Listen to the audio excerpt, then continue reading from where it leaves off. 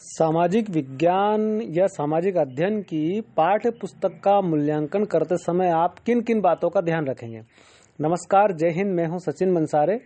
दोस्तों, ऐसे क्वेश्चन पूछा गया है कि आप सामाजिक अध्ययन की पाठ्य पुस्तक का मूल्यांकन यदि करते हैं तो मूल्यांकन करते समय आप किन किन बातों का ध्यान रखेंगे। अपनी पाठ्य पुस्तक को दिए गए मानदंडों के आधार पर मूल्यांकन कीजिए। इसके अलावा दोस्तों और क्वेश्चन है कि पाठ्य पुस्तक की उपयुक्तता और उपादेयता जानने के लिए पाठ्य पुस्तकों का आधार मानकर उनका उत्तर दीजिए। तो इसके बारे में हम बात करने वाले हैं। पाठ्य पुस्तक के मूल्यांकन का मानदंड होना चाहिए, जैसे फर्स्ट है सामान्य परिचय। तो सामान्य परिचय में दोस्तों पुस्तक को यदि हम देखें तो पुस्तक का नाम, जैसे 11th की बुक का नाम है आरोह भाग 1, 12वीं का नाम है आरोह भाग 2। फिर उसमें देखेंगे कि किसने इसकी रचना करी है, मतलब लेखकगण कौन कौन है, फर्स्ट चैप्टर का, सेकंड चैप्टर का, प्रकाशक कौन है और इसमें कितनी पृष्ठ संख्या है और पुस्तक का मूल्य यानी कितने रुपए की है। ये सामान्य परिचय इसका होता है।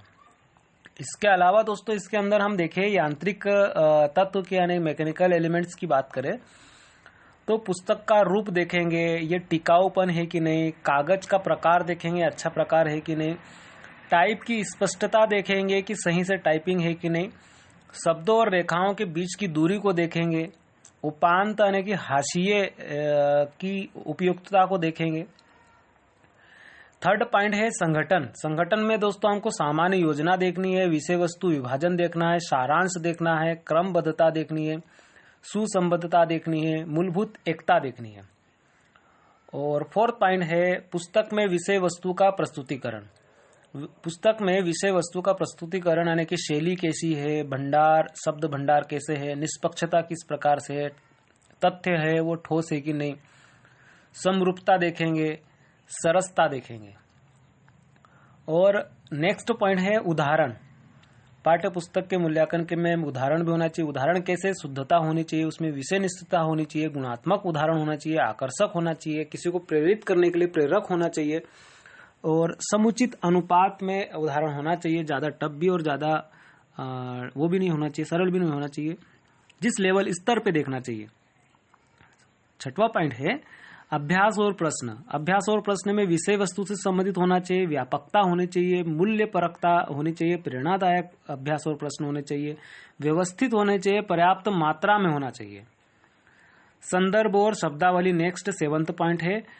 तो संदर्भ और शब्दावली में व्यवहारिकता आएगी, शिक्षक के लिए महत्वपूर्ण होती है और शिक्षार्थी के लिए भी महत्वपूर्ण होती है। सामग्री का आकार या प्रकार किस प्रकार से है, पूर्णता कैसी है, संबद्धता कैसी है। 8th पॉइंट है परिशिष्ट एवं अनुक्रमणिकता। पूर्णता, महत्वपूर्णता, सुसंबद्धता, सुव्यवस्थित होना चाहिए। इसके अलावा दोस्तों प्रश्नों के उत्तरों से पुस्तक को उपादेयता मानी जा सकती है, जैसे क्या पुस्तक शिक्षार्थियों के लिए उपयुक्त आकार प्रकार की है। इसके अलावा क्या पुस्तक का विस्तार शिक्षार्थियों के स्तरानुकूल है, मतलब उनके लेवल के हिसाब से है। क्या पुस्तक का आवरण पृष्ठ शिक्षार्थियों के लिए अनुकूल है। आवरण पृष्ठ मतलब सबसे फर्स्ट वाला। क्या पुस्तक की जिल्द यानी कि सिलाई वर्ष भर उपयोग के लिए योग्य है, क्या जल्दी नहीं फटेगी। क्या पुस्तक में प्रयुक्त कागज टिकाऊ और उपयुक्त है। क्या पुस्तक का मूल्य उचित एवं उपयुक्त है। क्या पुस्तक सत्र के कार्य दिवसों में पढ़ाई जा सकती है। क्या पुस्तक सरल, पठनीय एवं शिक्षार्थियों के स्तरानुकूल है। ऐसे बहुत सारे क्वेश्चन है। 9वें क्वेश्चन की बात करें कि क्या पुस्तक का गेटअप आकर्षक है। क्या पुस्तक को पढ़ने में शिक्षार्थी को कठिनाई अनुभव करते हैं। क्या पुस्तक में पाठ्यक्रम की पूरी विषय वस्तु का समावेश है।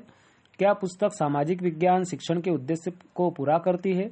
क्या पुस्तक में विषय वस्तु पर्याप्त एवं पूरी है। क्या पुस्तक छात्रों द्वारा पूर्व में पढ़ी गई विषय वस्तु से सुसंबद्ध और अग्रसर करती है। क्या विषय वस्तु का संगठन उचित है। क्या विषय वस्तु शिक्षार्थियों की रुचि के अनुकूल है। क्या पुस्तक के सभी पाठों का विस्तार लगभग समान है। क्या पुस्तक सामान्य शिक्षार्थियों के लिए उपयुक्त है। क्या पुस्तक में कमजोर और प्रतिभावान शिक्षार्थियों के लिए पर्याप्त सामग्री उपलब्ध है। क्या पुस्तक में दिए गए उदाहरण एवं चित्र पर्याप्त है। क्या चित्र एवं उदाहरणों की सामग्री स्थानीय पर्यावरण से मेल खाती है। दोस्तों बस इनको एक बार पढ़ना है, बाकी समझने के तो कोई बात ही नहीं दिख रही इसमें। क्या पुस्तक में दिए गए उदाहरण और चित्र पर्याप्त है? क्या चित्र एवं उदाहरणों की सामग्री स्थानीय पर्यावरण से मेल खाती है? क्या वाक्यों का गठन शिक्षार्थियों के लेवल का है? क्या पुस्तक की भाषा सरल एवं पाठकों के लिए उपयुक्त है? क्या कठिन शब्दों की व्याख्या पर्याप्त की गई है? क्या शिक्षार्थी अर्थ ग्रहण में कठिनाई अनुभव करते हैं? क्या अभ्यास के प्रश्न शिक्षार्थियों के प्राप्त ज्ञान और मूल्यांकन कर सकने में सक्षम है? क्या पुस्तक में दिए गए उदाहरण आवश्यकता से अधिक है? क्या चित्रों के प्रभाव शिक्षार्थी ग्रहण कर सकते हैं? क्या चित्र एवं उदाहरण प्रभावशाली है? क्या पुस्तक शिक्षण सुधार के अवसर प्रदान करती है? क्या विषय वस्तु के स्वस्थ दृष्टिकोण का विकास होता है? पुस्तक के किन्हीं कठिन अध्यायों के शीर्षक अ, ब, स में लिखिए। पुस्तक के किन्हीं 3 सरल रुचिकर अध्यायों के शीर्षक अ, ब, स में लिखिए। पुस्तक के सुधार के संबंध में कोई सुझाव हो तो लिखे। क्या पुस्तक में किसी विवादास्पद सामग्री का समावेश है? यदि हाँ तो विवरण दे। अध्याय में प्रश्न संख्या का संदर्भ भी दे। क्या पुस्तक धर्मनिरपेक्षता एवं भेदभाव को दूर करती है?